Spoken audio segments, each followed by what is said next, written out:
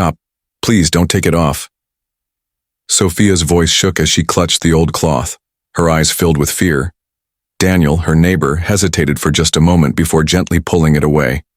What he saw froze him in place. Sophia's secret was no longer hidden. Underneath the faded fabric lay a pile of medical bills, x-rays, and endless receipts, evidence of her late husband Michael's long illness.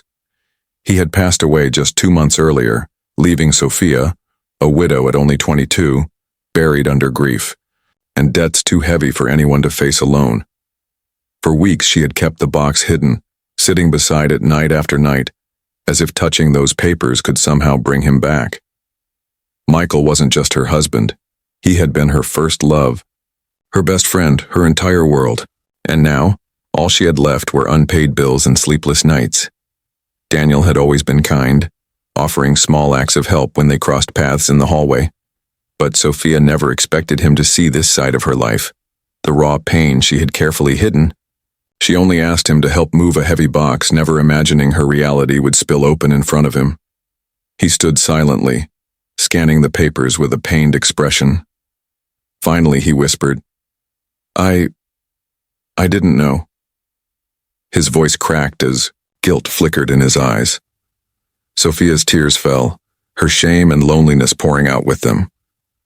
"I can't handle it anymore," she confessed. "It's too late." But Daniel didn't look away. Instead, he stepped closer.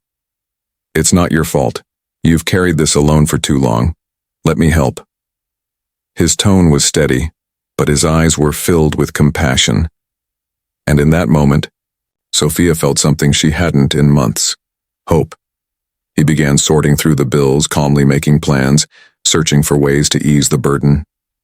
Sophia watched in silence, leaning against him, letting herself believe, just a little, that maybe she didn't have to face everything alone. By the end of the night, Daniel had already made calls, found possible solutions, and promised to stand by her side. "We'll take this one step at a time. You're not alone, Sophia." Those words broke the walls around her heart. For the first time since Michael's death, she felt lighter.